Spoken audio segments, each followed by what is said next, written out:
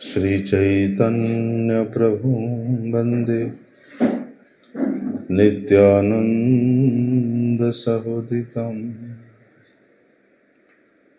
श्रीनंदनंदनं वंदे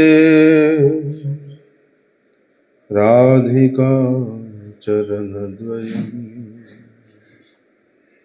गोपीजनसमायुक्तं वृन्दावनमनोहरम् वाञ्छाकल्पतरुर्भ्यश्च कृपा सिन्धुभ्यैव च पतितानां पावनेभ्यो वैष्णवेभ्यो नमो नमः। नमो महावदन्याय कृष्ण प्रेम प्रदायते कृष्णाय कृष्ण चैतन्य नामिने गौरत्रिषु नमः। नमस्ते तु हलग्राम नमस्ते मुसलायुध नमस्ते रेवतीकांत नमस्ते भक्तवत्सल नमस्ते बलिनाम श्रेष्ठ नमस्ते धरणीधर प्रलंबारि नमस्ते तु त्राहि मां कृष्ण पूर्वज भुजे सव्यवेणुं शिरसि सिकिपिच्छं कटितटे दुकुलं नेत्रान्ते सहचरिकटाक्षं च विदधते सदा श्रीमद्वृन्दावनवसति लीला परिचयो जगन्नाथ स्वामी नयन पथगामी भवतु मे। हे कृष्ण करुणा सिंधु दीनबंधु जगतपते गोपेश गोपिका कांत राधा कांत नमस्तुते। तप्त कांचन गौरांगी राधे वृंदावनेश्वरी वृषभानुसुते देवी प्रणमामि हरिप्रिये। वंदे नंदव्रजस्त्रीणां पादरेणुमवीक्षणसः यासां हरिर्कथोद्गीतं पुनाति भुवनत्रयम्। नारायणं नमस्कृत्यं नरं चैव नरोत्तमं देवीं सरस्वती व्यासं ततो जयमुदीरये। भक्त्या विहीनमपराधलक्ष्ये क्षिप्ताश्च कामादितरङ्गमध्ये कृपामयि त्वां शरणं प्रपन्नं वृन्दे नमस्ते चरणारविन्दम्।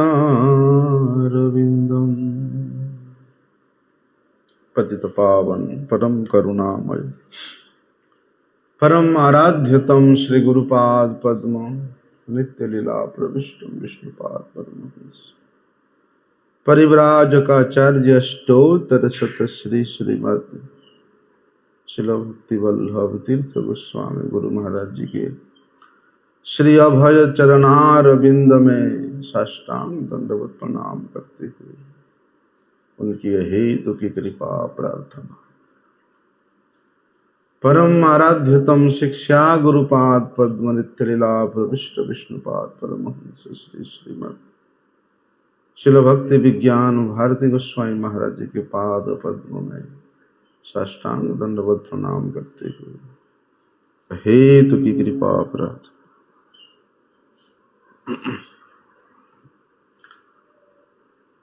श्रीमद्भागवत महापुराण।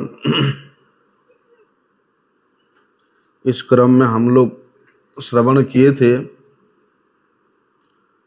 कि वेदैश्च सर्वम अहमेव वेद्ये। इस अनंत विश्व ब्रह्मांड में यदि जानने वाला कोई वस्तु है, कोई तत्व है, तो है भगवान। और जो भगवत तत्व को जान लिया उसका फिर पुनर्जन्म न विद्यते, उसको फिर ये संसार में पुनर्जन्म नहीं होता है। लेकिन कैसे होगा, इसके विषय हम लोग विस्तार से श्रवण किए थे परसों कि शुद्ध भक्त के संगति में यदि भगवान के दिव्य कथाओं को श्रवण किया जाए, कीर्तन किया जाए और इसी में अपने जीवन के समय को व्यतीत किया जाए, जितना समय व्यतीत किया है उतना समय वह क्षुण्ण है। वही समय ही, वही क्षण ही उसको परम शाश्वत जीवन की अनुभूति प्राप्त कराता है, जो अनुभूति की भगवान के धाम को वापस जाने के लिए 100% गारंटी देता है।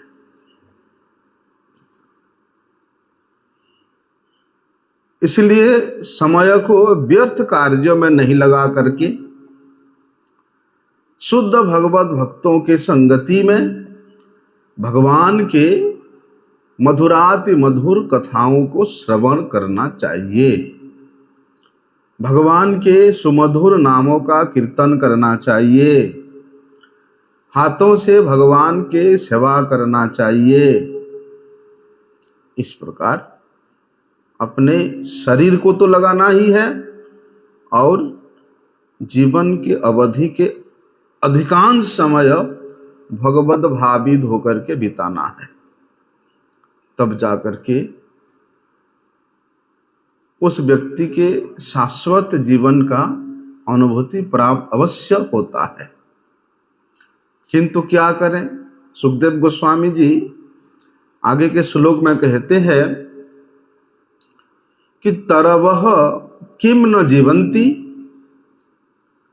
वस्त्राः किम न श्वसन्ति उत न खादन्ति न मेहन्ति किम ग्रामे पशवो अपरे। बोलते तरवः किम न जीवन्ति, क्या वृक्ष जीवित नहीं रहते हैं? हमसे तो और ज्यादा वर्ष जीवित रहते हैं। वस्त्राः किम न श्वसन्ति उत, लोहार का जो दुगनी है क्या वो सांस नहीं लेता है? न खादन्ति न मेहन्ति, हमारे चारों ओर रहने वाले जो पशु पक्षी है क्या वो भोजन नहीं करते? क्या वे मैथुन कार्य नहीं करते? क्या वे बच्चा पैदा नहीं करते? सब तो करते हैं। तो जो कार्य विवेक विहीन जीव कर रहा है, जो कार्य बुद्धि विहीन जीव कर रहा है,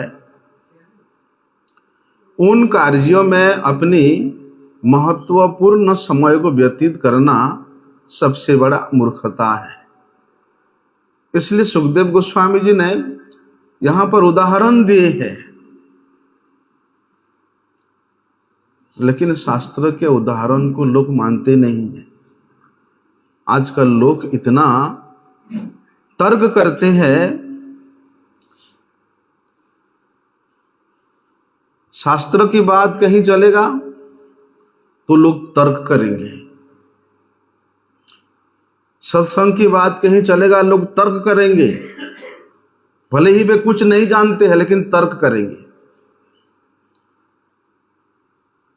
लेकिन संसार के भोग प्राप्ति के लिए कहीं विचार चलता है? तर्क करना तो दूर की बात है, यदि दो चार लोग कहीं अपने आपस में बात कर रहे हैं ना, अमुक जगह में जाने से अच्छा पैसा मिलेगा, अच्छा काम मिल जाएगा। साइड से सुना, उनसे पहले चला जाएगा, उसमें कोई तर्क नहीं है। अमुक जगह में जाने से अच्छा प्रतिष्ठा मिलेगा, सम्मान मिलेगा, जहाँ से सुना उन लोगों से पहले जाके पहुँच जाएगा। लेकिन यदि उसको बोलोगे भैया भगवान ने इतना सुदुर्लभ मनुष्य जन्म दिया है, भजन कर लो, भजन के बाद सुनते ही इतने तर्कपंथी लोग आ जाएंगे हैं। अरे भगवान ने हमको खाने पीने के लिए शरीर दिया है, सोने के लिए, ऐसो आराम भोग विलास करने के लिए दिया है, थोड़ी ना भजन करने के लिए दिया है। बुढ़ापे में जब मरते तो तुम कर लेंगे। कितने तर्क देखोगे भजन के बाद जब आता है।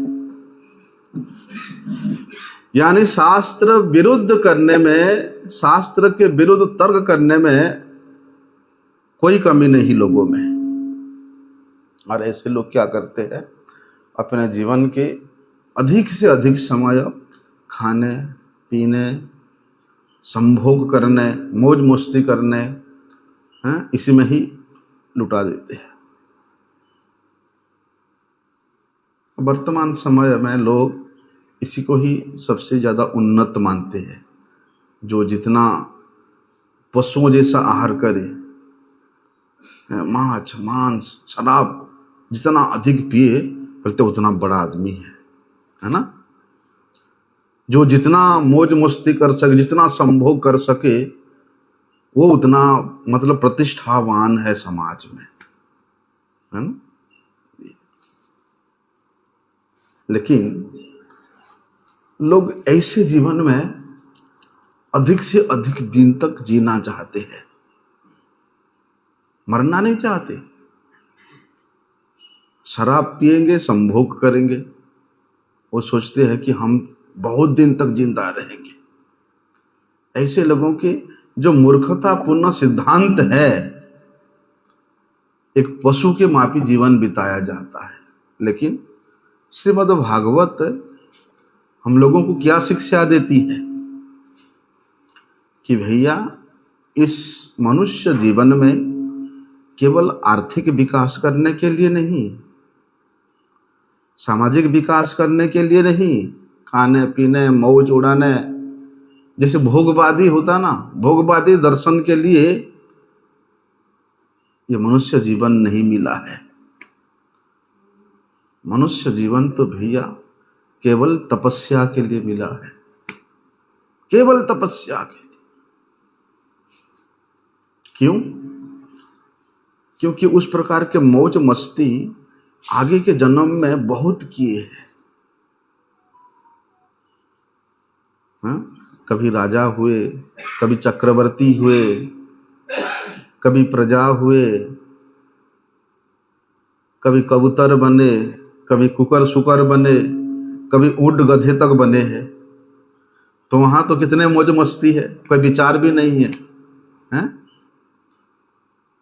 तो उन तमाम जन्मों के कुसंस्कारों से हमारे चित्त वृत्ति में जो अशुद्धि हुई है, उस अशुद्धि को यदि शुद्ध करना है तो उसके लिए सबसे उपयुक्त ये मनुष्य शरीर है। क्योंकि ये मनुष्य शरीर के द्वारा ही तपस्या किया जा सकता है। तपस्या का अर्थ त्याग किया जा सकता है, वैराग्य का आचरण किया जा सकता है, मन को एकाग्र किया जा सकता है, भगवत पाद पद्म में इस चित्त वृत्ति को लगाया जा सकता है। और ये शरीर छूटने से पहले ही, अर्थात मरने से पहले ही वे भगवान के धाम जाने के योग्य अपने आप को बना सकता है। इतना महत्वपूर्ण ये मनुष्य शरीर है।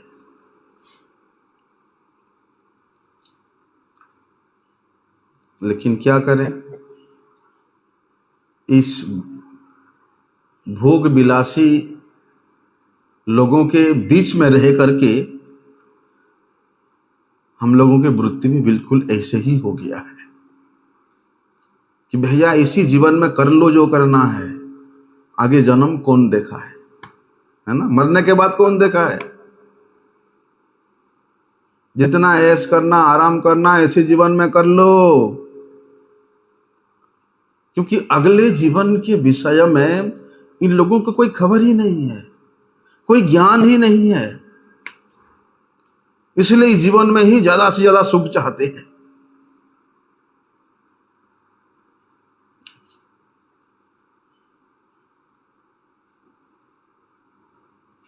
उन लोग को ये मन में रहता है कि मृत्यु के बाद और दूसरा जीवन है ही नहीं। आत्मा की नित्यता के विषय में, जीव के नित्यता के विषय में लेश मात्र ज्ञान नहीं है। ऐसे लोग ये समाज में ज्यादा उत्पात मचाते हैं। देखा ना, जितना भी चोरी होता है, डकैती होता है, ये सब अन्याय अत्याचार होता है, आतंकवादी जो होते हैं, यही लोग तो उत्पात मचाते हैं, क्योंकि उनमें इतना अज्ञानता है। जीव के नित्यता के विषय में, आत्मा के नित्यता के विषय में कोई जिज्ञासा ही नहीं है। इन्हीं लोगों के कारण ही ये संसार समाज समस्याओं से भरा हुआ है।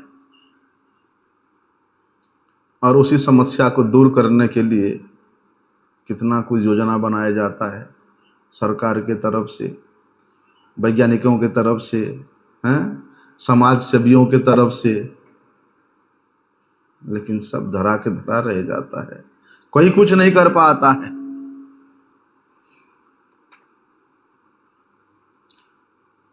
इस प्रकृति के समस्या को दूर करने के लिए व्यवस्था के द्वारा नहीं हो सकता, जब तक हम अपने चित्त वृत्ति को शुद्ध नहीं करते। अशुद्ध चित्त वृत्ति लेकर के आप समाज का तो छोड़ो, अपने स्वयं के समस्या का हल नहीं कर सकते हो।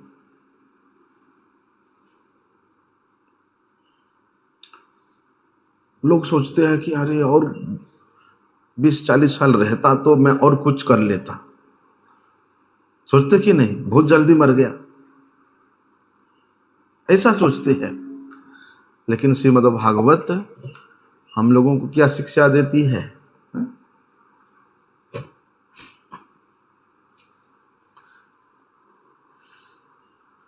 जो वृक्ष है, पेड़ पौधे हैं, वो तो हजार हजार वर्ष तक जीवित रहते हैं, रहते कि नहीं?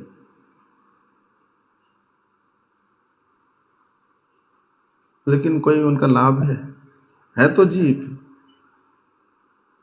जड़, ना भजन करते, ना सेवा करते, ना साधु संग करते हैं, तो ऐसे पेड़ का हजारों साल रहने से क्या फायदा? इसी प्रकार मनुष्य भले ही योगासन प्राणायाम करके 100 साल से ऊपर जी भी ले, यदि भगवान का भजन ना करे, भगवान के प्रति अपने इंद्रियों को ना लगाए, तो फिर उसका इतना लंबा जीने का कोई लाभ ही नहीं है। हजारों हजारों वर्ष तक पेड़ रहते हैं। मुख्यतः होता है कि आप मठ में 50 साल पहले आए या 5 साल पहले आए, ये महत्व नहीं है। आप मठ में आकर के अपने आप को कितने परिमाण में गुरुपाद पद्मों में समर्पित किए हैं, गुरुपाद पद्म के अनुगत्य में आप कितने भगवत सेवा में अपने आप को समर्पित किए हैं, मुख्यतः ये है। मठवासी होने से या लंबे समय तक मठवास करने से कोई फायदा नहीं है।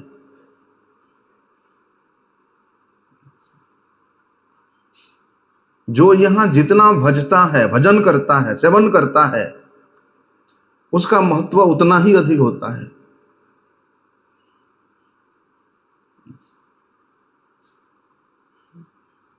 ना कि मठ में तो कोई बोलने वाला है नहीं। आराम से 9-10 बजे उठो सो करके, हाँ, थोड़ा सा एक तिलक लगा के बस नाश्ता कर लो, फिर गमछा पहन के सो जाओ। फिर 1 बजे तो घंटी बजेगा ही, हैं? 1 बजे उठ के आके फिर खा के फिर गमछा पहन के सो जाओ। 24 घंटा में से 15-20 मिनट, आधा घंटा कोई सेवा होगा कर लो। फिर रात को 2 बजे तक गमछा पहन के मोबाइल देखते रहो। ऐसा मठवास का कोई लाभ नहीं है। बरम वही साधक जो 2-3 साल पहले आया है, लेकिन वो अपने चित्त वृत्ति को, अपने इंद्रियों के वृत्ति को, अपने संपूर्ण समय को वे गुरु पाद पद में समर्पित करके भगवान के सेवा में लगा हुआ है, वो महत्वपूर्ण है। इसलिए उन पेड़ों के मापी हजारों साल रहने से कोई लाभ नहीं है यदि आप भगवान का भजन ना करो तो। होता क्या है,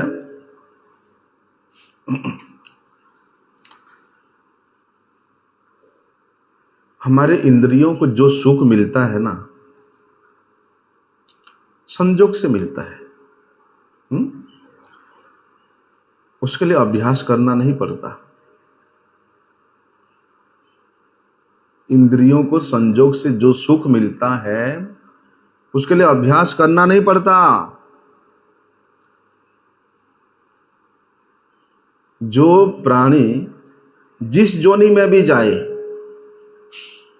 वहां उसको विषयों का सुख मिलता है, इंद्रियों का सुख मिलता है। कोई भी जोनि में जाए, चींटी से लेकर हाथी तक, जितना भी 84 लाख जोनि है, कहीं भी जोनि जाओ आप, वहां आपको इंद्रिय जन्य सुख मिलेगा ही मिलेगा। इस प्रकृति के जो शब्द स्पर्श रूप रस गंध रूपी जो सुख है, वे पशु हो, पक्षी हो, कीट हो, पतंग हो, सबको मिलता है। लेकिन वो सुख में स्वाभाविक रूप से वो व्यक्ति अभ्यस्त रहता है, क्योंकि इतने जन्मों से वो इंद्रियों के सुख को भोगते आ रहा है। इसलिए उस सुख भोगने में अभ्यस्त रहता है, उसका अभ्यास रहता है। इसलिए मनुष्य जीवन में बचपन से ही सब लोग देखते हैं कि अच्छा है तो सब राजी हो जाते हैं, मन के मुताबिक है तो खुशी है, अनुकूलता है तो खुशी है, प्रतिकूलता है तो नाराज होना स्वाभाविक है। कोई तुमको प्यार करे, आदर करे तो खुशी है, कोई डांट दे, थप्पड़ मारे तो नाराज है ना? स्वाभाविक है, ये स्वाभाविक आ ही जाता है। इसलिए ये संसार के जो सुख है उसके लिए अभ्यास करने की कोई जरूरत नहीं पड़ता।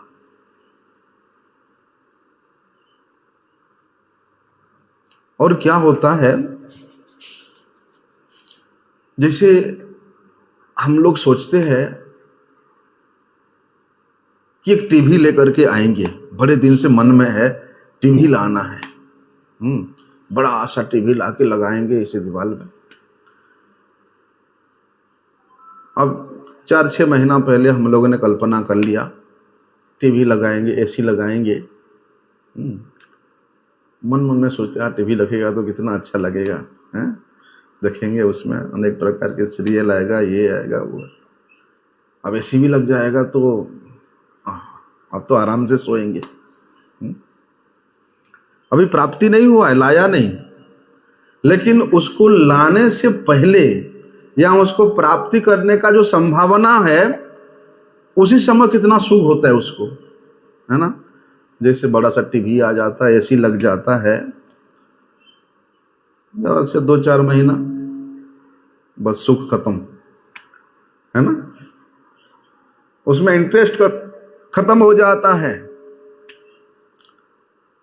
तो देखो, ये संसार की वस्तु कामना करने से सुख मिलता है, वियोग में सुख मिलता है, संजोग में उस सुख का इच्छा खत्म हो जाता है ना।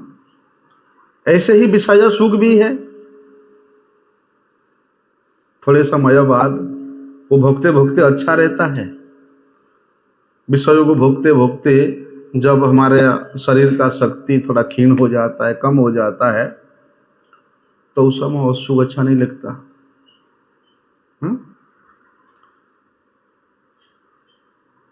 विषय भोग से उस समय अरुचि हो जाता है, उसको इच्छा ही नहीं होता।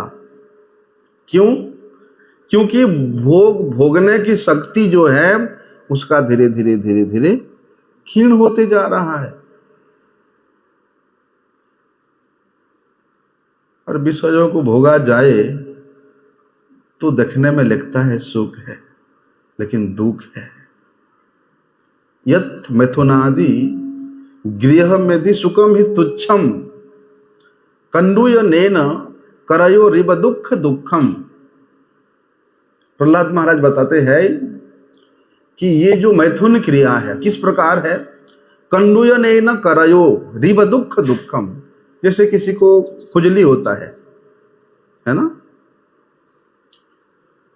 अब खुजली तो भैया खुजलते रहेगा, जब तक वो खुजलाते रहेगा तब तो अच्छा लगता है, लेकिन खुजलाते खुजलाते जब उसमें खून निकलेगा तब जलन होता है। तो व्यक्ति सोचता है कि नहीं, खुजलाने से अच्छा था।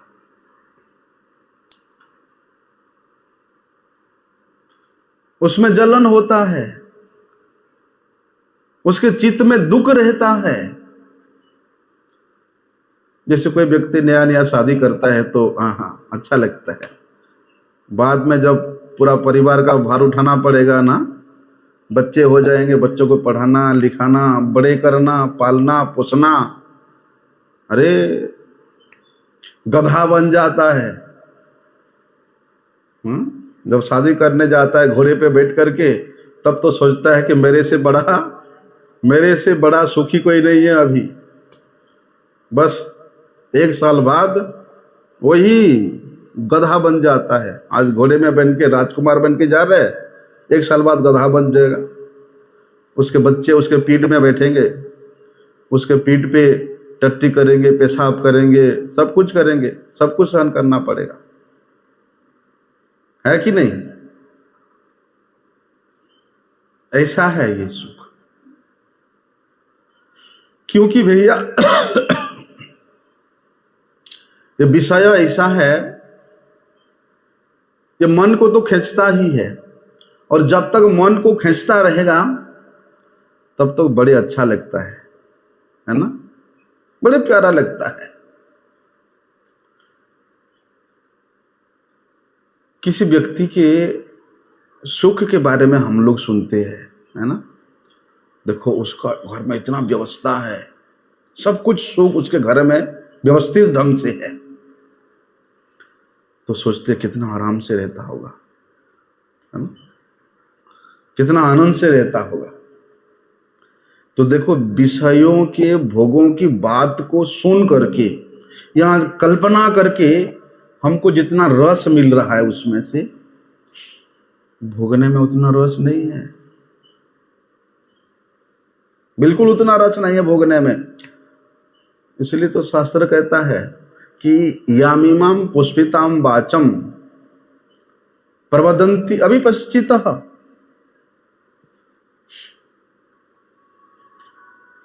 क्या होता है, हम लोग सुनते हैं कि स्वर्ग में सबसे ज्यादा सुख है ना, कि वहाँ भूख नहीं लगता, प्यास नहीं लगता, खाने को अमृत है ना, एकदम कल्प वृक्ष है, पारिजात वृक्ष है, ऐसा उद्यान है, स्वर्ग की अप्सराएं हैं, कितना ऐसो आराम है। सुनते हैं ना ऐसे, तो व्यक्ति का मन ललचाता है, अरे संसार के भोग में क्या है, छोड़ो, स्वर्ग जाने के लिए तैयारी करो। क्या करे, दान करो, पुण्य करो, ये करो, वो करो।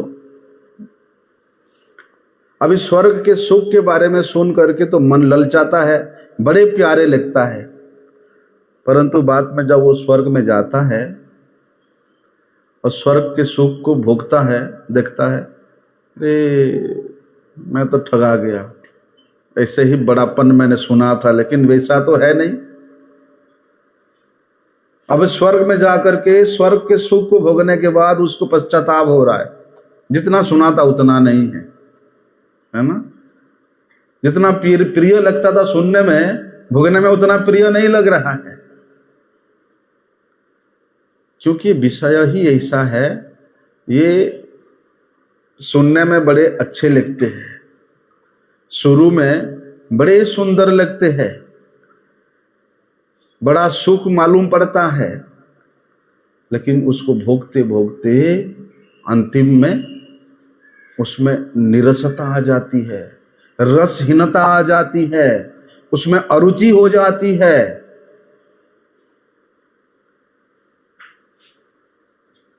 अब देखो व्यक्ति यदि भूखा है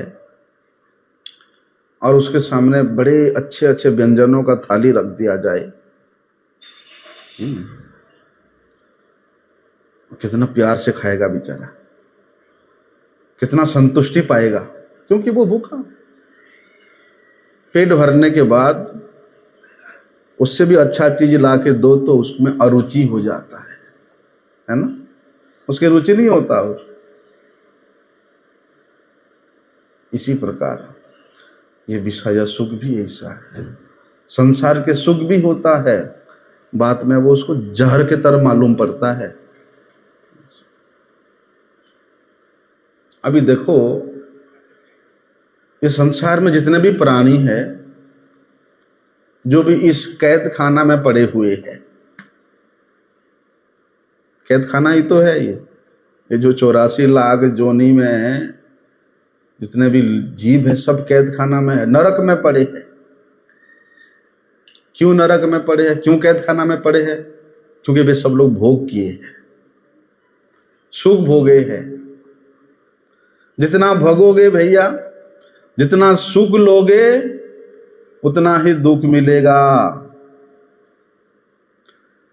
उन्होंने यहां से सुख लिया, सुख लेने के कारण वे आज कैद है, नरक में पड़े हैं, दुख पा रहे हैं, और पता नहीं ये दुख कितने लंबा पाते रहेंगे, क्योंकि यहाँ के विषय का फल ही ऐसा है, रजस्तस्तु फलम दुखम। क्योंकि ये राजसिक भोग है, रज गुणों से प्राप्त भोग है, इसलिए इसका फल ही दुख होता है। जितना सुख लोगे इस संसार से उतना ही दुख मिलेगा भैया। आज भी जो लोग घबरा रहे हैं, अरे हम बड़े दुखी हो रहे हैं भैया, दुखी क्यों हो रहे? क्योंकि हमारे पास सुख का वस्तु नहीं है, सुख का संसाधन नहीं है, लेकिन इच्छा है पाने का कि हमारा भी ऐसा बन जाता, हमारे भी ऐसा व्यवस्था हो जाता, तो उस सुख के प्रति उनका राग है, उनका इच्छा है, लोभ है, इसलिए वे दुख पा रहे हैं। अब देखो ना, जो व्यक्ति पहले धनी थे, बड़े पैसे वाले थे, बाद में औलाद ऐसे पैदा हुए कि सब पैसे को जुआ खा लिए, खेल लिया, शराब पी लिया, नष्ट कर लिया। तो देखो जो पहले धनी व्यक्ति अब निर्धन हो गया, उसको सबसे ज्यादा दुख होता है, अरे हम इतना धनी था, अब हमारे पास कुछ नहीं बचा। वो सबसे ज्यादा दुख में संतप्त है। उतना दुख, उतना संतप्तता उस गरीब को नहीं है, उस निर्धन को नहीं है, जिसके पास नहीं था। कोई बात नहीं था, जैसे ऐसे ठीक है। जिसके पास पहले था, सुख था, संपत्ति था, पैसे था, अच्छा मकान, सब कुछ था, लेकिन वो तो हमेशा रहने वाला वस्तु है नहीं ना एक दिन सब समाप्त हो जाता है। तो खत्म होने के बाद उसको सबसे बड़ा दुख होता है।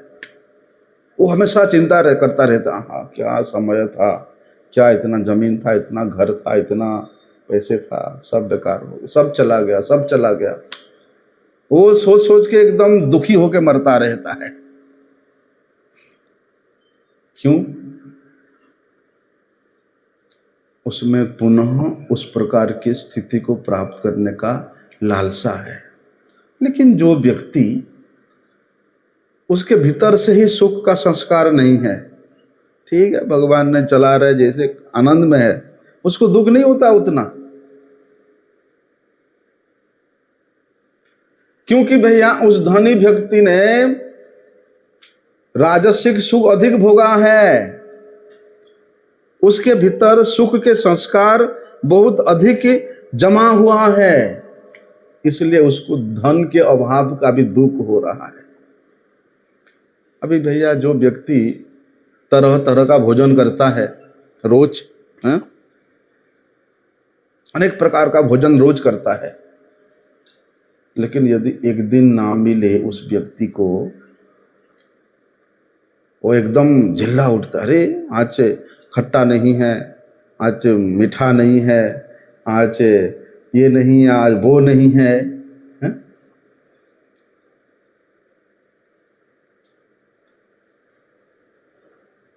रोज खाता है, एक दिन नहीं मिला बस अमुक चीज नहीं है, ढिमुक चीज नहीं है, ऐसे क्यों किया, वैसे क्यों किया, बस लग जाता था।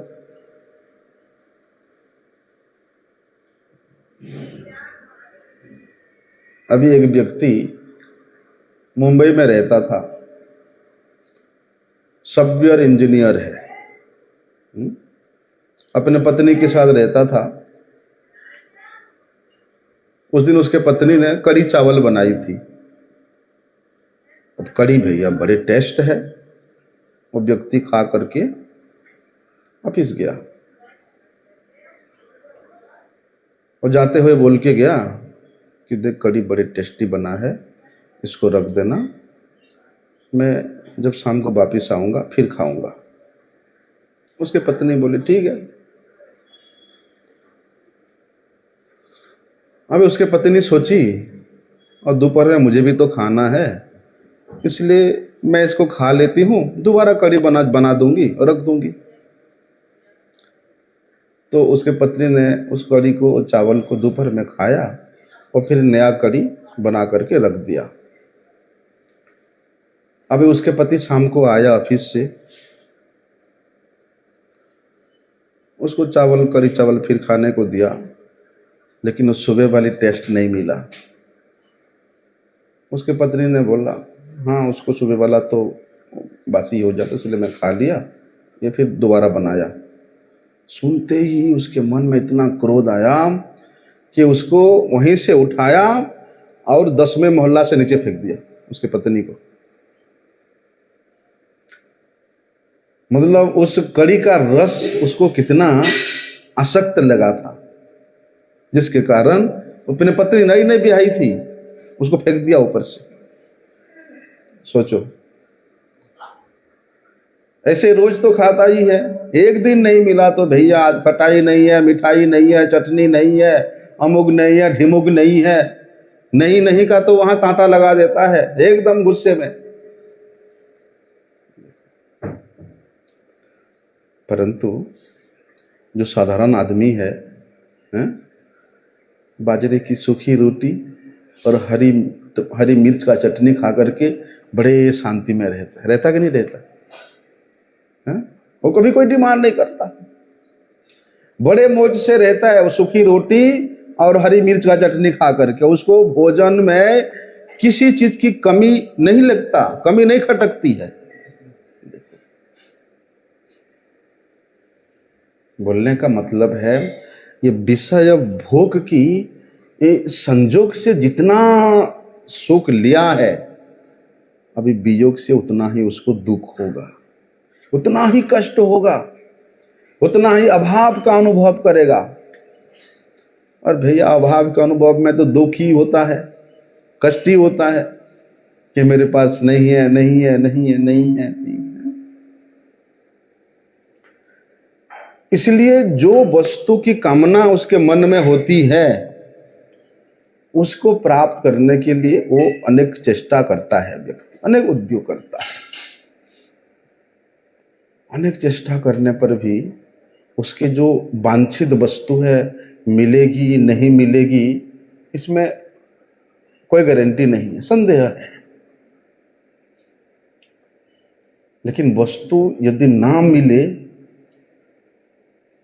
और उसका बड़ी इच्छा है लेने का, तो उसके मन में बड़े दुख होता है। और वस्तु उसको मिल भी जाए,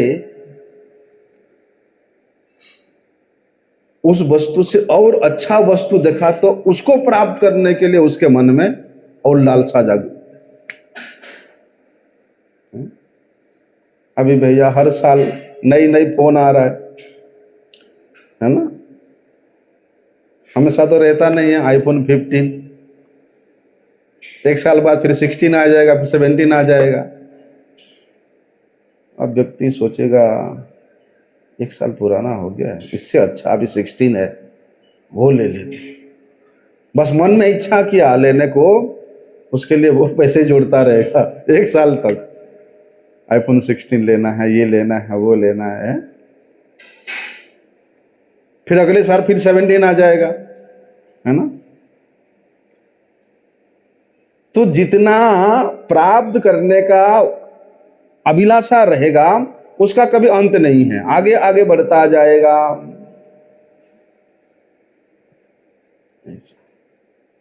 और ये जो अभाव है उसको विष की तरफ जलाता रहता है। मेरा दोस्त ले लिया, मैं नहीं ले पाया, वो अमुक ले लिया, मेरे पास नहीं है। ये उसको जलाता रह, खटकता रहता है, ये दुख देता रहता है जब तक ना ले।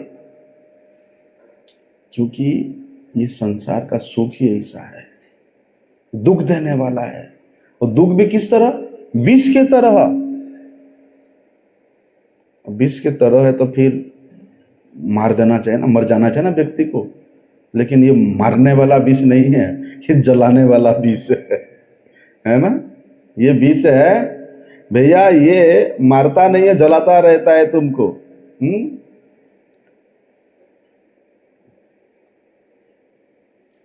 अब विष किसी को रुचिकर तो होता नहीं है, अरुचिकर होता है ना। ऐसे ही ये इच्छा का जो विष है उसको अरुचिकर होता है,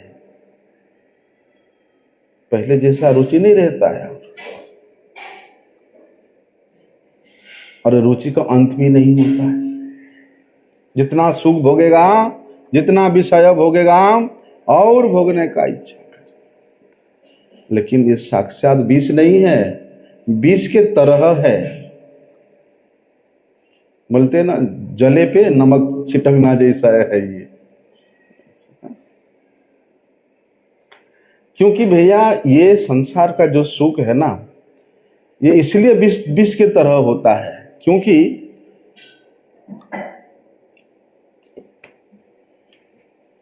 ये जो विष है एक जन्म में मारता नहीं है,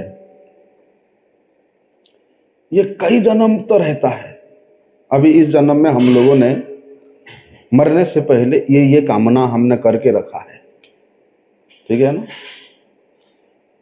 ये इच्छा रख करके मरे हैं, तो अगले जन्म में वही इच्छा आपको फिर मारेगा। अभी आप लोगों ने नाम सुना होगा,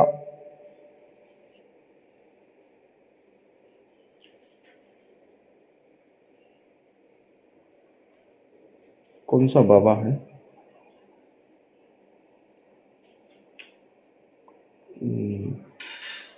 वृंदावन में उनका आश्रम है, करौली वाली बाबा ऐसा कुछ है, नीम करौली बाबा, नीम करौली बाबा।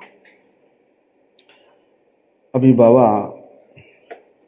बहुत अस्वस्थ है, बहुत ज्यादा अस्वस्थ है। अब रात को 2 बजे बाबा उठ के अपने सेवक को बोल रहे खाना लाओ, मुझे खाने का बहुत इच्छा है, बहुत भूख लग रहा है। सेवक सोचता है बाबा तो संध्या के बाद कुछ खाते नहीं है और रात के 2 बजे बोलते हैं कि बहुत भूख लग रहा है। वो सेवक जाकर के रसोई बनाया, बाबा ने जो खाने का इच्छा किया था वही बनाया और वही ला करके बाबा को दिया।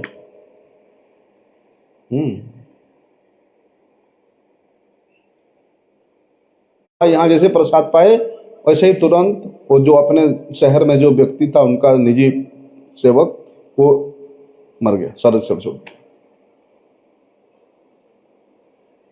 तो बाबा जानते हैं कि वो इस प्रकार इच्छा लेकर के यदि मर जाएगा तो उसको वही इच्छा पूरा करने में फिर जन्म लेना पड़ेगा। इसलिए सुख का इच्छा लेकर के मरेंगे भैया तो कई जन्म तक वही इच्छा हमारा पीछा नहीं छूटेगा, जन्मों तक मारता रहेगा। यदि व्यक्ति का इच्छा हुआ कि सुख अरे स्वर्ग में जाने से अच्छा था और उसके पहले मर गया वो, ठीक है, यहां स्वर्ग में चला भी जाता है तो स्वर्ग में चला जा करके स्वर्ग का सुख भोग करके भी उसको सुख नहीं मिल रहा है, शांति नहीं मिल रहा है। क्यों नहीं मिल रहा है? क्योंकि स्वर्ग में जा करके देखते अरे मेरे से भी जो ऊंची पदवी वाले हैं उनको देख करके उसमें ईर्ष्या होता है कि ये हमारे से ऊंचे क्यों हो गए, और अपने से समान पद वालों को देख करके उनमें भी उसको दुख होता है कि ये लोग मेरे समान पद में क्यों बैठे हैं, और अपने से निची श्रेणी वालों को देख करके उसमें अभिमान आता है कि हम उनसे ऊंचे हैं। स्वर्ग में जाने के बाद भी ये भाव, तो इस प्रकार उसके मन में ईर्ष्या भी रहता है, दुख भी रहता है, अभिमान भी रहता है स्वर्ग में जाने के बाद भी। तो फिर स्वर्ग में कहाँ सुख है, शांति है? अरे वहां स्वर्ग में जाकर भी तुम्हारे मन में ईर्ष्या द्वेष और अभिमान है तो फिर काहे को सुख है वहां पर? और बात भी ये है कि जब तक तुम्हारा पुण्य है तब तक तो तुम स्वर्ग में सुख भोग कर रहे हो। बाद में क्षीण पुण्य मर्त्यलोकम विसंति, जैसे ही तुम्हारा पुण्य क्षीण होता है तुम इस मर्त्य भूमि आकर के फिर आना ही पड़ेगा, और यहाँ आकर के फिर शुभ कर्म करता है, फिर स्वर्ग में जाता है। इस प्रकार उसका जन्म मरण का चक्र चलता रहता है। और ये कैसा है? गता गतम कामा कामा लभन्ते है। और इसी अवधि में किसी व्यक्ति के प्रति, किसी भोग के प्रति उसका यदि अत्यधिक राग हो गया, अनुराग हो गया, उस राग के कारण यदि कोई पाप कर्म कर लिया तो फिर 84 लाख जोनी में, नरकों में, और ना जाने कितने जन्मों तक उस नरक में जन्मता मरता रहेगा, इसका कोई अंत नहीं है। इसलिए यहाँ का जो सुख है वो विष की तरह है, विष की तरह है। लेकिन जो व्यक्ति, जिसका वृत्ति थोड़ा सात्विक वृत्ति है, वो उतना आसक्त नहीं होता। क्यों आसक्त नहीं होता? क्योंकि वो जानता है ये विषय का परिणाम क्या है। वो देखता है, चारों तरफ देख रहे हैं, ये तो आश्चर्य है। उसके अपने बगल वाला को देख रहे हैं कि वो व्यक्ति जन्मा, जवानी हुआ, बुढ़ापा आया और मर गया, सबको देख रहे हैं, फिर भी उसमें इच्छा है कि हम नहीं मरेगा। सबसे बड़ा आश्चर्य तो यही है, और नहीं मरने के लिए वो प्रयास करेगा। तो जो व्यक्ति सात्विक भाव है, भाव वाला विशिष्ट व्यक्ति है, वो फिर देखता है अरे जो तात्कालिक सुख है उसका परिणाम देखता है। आज जो व्यक्ति धनी था आज गरीब हो गया, काल जिसके पास गाड़ी था, बंगला था, आज वो भिखारी बन गया। वो देखता है वो व्यक्ति, इसलिए वो इस तरफ ध्यान नहीं देता है। लेकिन वो व्यक्ति जो मूढ़ है, जो राजसी भाव वाला व्यक्ति है, वो परिणाम नहीं देखता है। अरे जो हुआ देखा जाएगा बाद में, अभी सामने आया है तो खा लो, बस गटक लो, चाहे वो हजम होए ना होए, आया सामने तो मतलब ठोंस लो। इसलिए वो संसार में फंसता है, इसलिए कष्ट पाता है, हैं? अब रात को इतने सारे पेट भर के खाएगा तो सुबह तो खट्टी ढकार आएगा ना, उल्टी तो होगा ही ना। ऐसा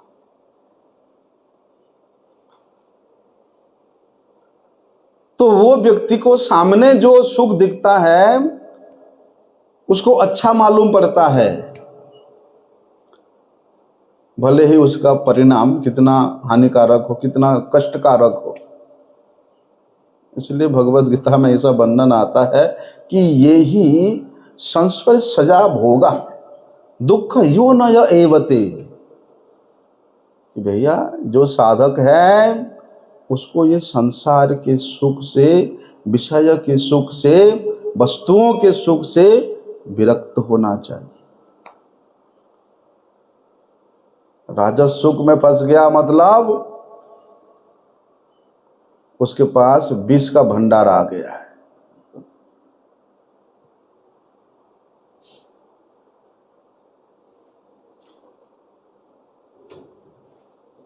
लेकिन ये तो हमेशा रहता नहीं है, वस्तु हमेशा नहीं रहेगा, लेकिन उसका कामना हमेशा रहेगा, उसका आशा हमेशा रहेगा। और जब तक कामना रहेगा तब तक वो उसके दुख का कारण है। जब तक वो परिणाम को नहीं देखेगा तो वो दुख में ही फंसेगा। और परिणाम को नहीं देखना तो पछुता है, हाँ? लेकिन भगवान ने मनुष्य को बुद्धि दिया है, विवेक दिया है, क्या करने का? विचार करने के लिए। तो उस मनुष्य जन्म के अवधि को कहाँ लगाना है? जो सर्वश्रेष्ठ वस्तु है, जो सर्वश्रेष्ठ साधन है, वो क्या है? भगवत साधन, भगवत भक्ति का साधन में लगाना है। तभी तो वहां पर सुखदेव गोस्वामी वर्णन करते हैं कि तरवह किम न जीवंती भस्त्राः किम न श्वसन्ति उत न खादन्ति न मेहन्ति किम ग्रामे पशवो परे। अरे गांव के जो पशु है, जो कुकर सुकर है, उनको भी तो खाने पीने को मिल रहा है, उनको भी तो मैथुन क्रिया करने को सब कुछ व्यवस्था किया गया है, उनके सोने के लिए भी व्यवस्था सब कुछ है, लेकिन फिर भी वे जीवित है। वो पेड़ पौधे हजारों साल तक वे सांस लेके जी रहे हैं। क्या लाभ इतना लंबा जीवन जी करके यदि भगवान का भजन ना करे तो। और लोहार का जो धुकनी है वो कितना जल्दी जल्दी सांस लेता है, जितना घुमाओगे उतना जल्दी सांस लेता है ना? देखा है लोहार का धुकनी? देखा, उसी से हवा निकलता है, वहां से आग जलता है, वो भी तो सांस लेता है। इसका मतलब वो जिंदा है। इसी प्रकार यदि हम लोग सांस लेते हुए रह रहे हैं, 100 साल तक रह रहे हैं, अच्छा खासा खाना पीना भी कर रहे हैं, लेकिन भगवत भावित, भगवत भावना विहीन जीवन यदि हम लोग बिताएं तो उनसे भी हम लोग बदतर है। उन पेड़ से, पौधे से, उन कुकर से, सुकर से, उन लोहे के धुकने से भी हमारा जीवन अधिक बदतर है। इसलिए सुखदेव गोस्वामी इस बात को यहाँ विशेष रूप से वर्णन करते हैं कि भैया श्रीमद् भागवत मनुष्य को अन्य पशुओं के माफिक जीवन व्यतीत करने के लिए शिक्षा नहीं देता। केवल खाने पीने, सोने, हैं, बच्चा पैदा करने, हैं, ये संसार में ही जीवन को बेहतर बनाने के लिए नहीं है, हैं, पशुओं के माफिक जीवन व्यतीत करने के लिए नहीं है।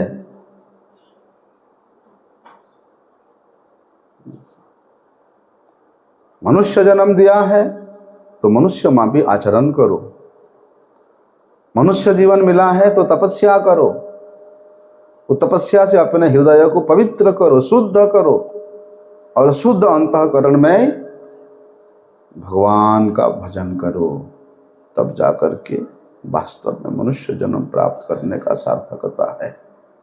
वांछा कल्पतरुभ्यश्च कृपा सिंधुभ्येव च पतितानां पावनेभ्यो वैष्णवेभ्यो।